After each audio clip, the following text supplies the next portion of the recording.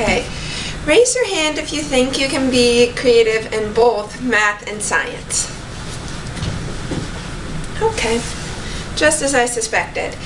Most of you probably think you can be creative in science, but not in math. Am I right? I will first be talking about logic and creativity. Then I will be discussing how to be creative in math. Finally, I will explain how to be creative in science. Most of you probably think you can't be logical while being creative, or vice versa. You can't be creative while you're being logical. I disagree with those people.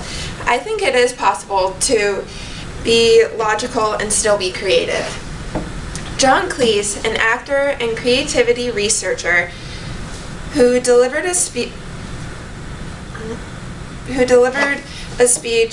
to a group of film artists about creativity. He said that in order to be creative, you have to be in the open mode. The open mode is essentially being in a state of being where you can think of anything in the capacity of your mind. Unfortunately, he said you can't think logically while you're in that open mode. I disagree with that because Ken Robinson, the author of Out of Our Minds, said in order to be creative, he said that creativity has its constraints. Everything does. So logic can be a constraint, therefore it can aid in creativity. Now I will be talking about how to be creative in math. Have you ever wondered if math is a medium for you? In other words, is math a passion for you? Most people probably don't think math has a passion, and that's alright. If you do, that's fine too.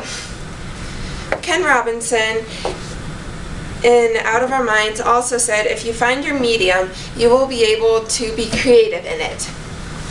For example, last year when I was in pre-calc, my teacher showed me a way to solve a math problem.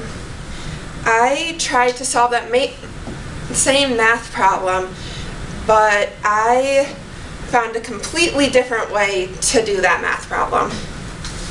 Therefore, you can be creative in math classes by just finding different ways to solve one problem. Let me ask you another question. Do you believe a person can be creative in science? If so, please raise your hand. Okay. Those who raised your hand, you are right. You can be creative in math and science. Jose G. Gomez, a creative writer and researcher, wrote, What Do We Know About Creativity? In this article, Gomez talks about the different types of creativity. One of the types of creativity is science and technological creativity. This article says, scientific and technological creativity deals with some problem of the environment and results in novel solutions that exhibit little of the inventor's personality. I completely disagree with the second part of exhibits little of an inventor's personality part. There's a lot of scientists who add their own twists to experiments they're trying to solve. You can probably think of some now.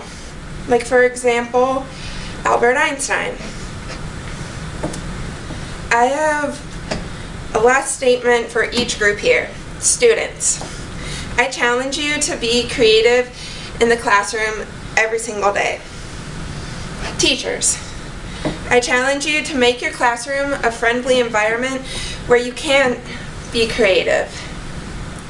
Parents, I challenge you to love your sons and daughters, no matter what path they take.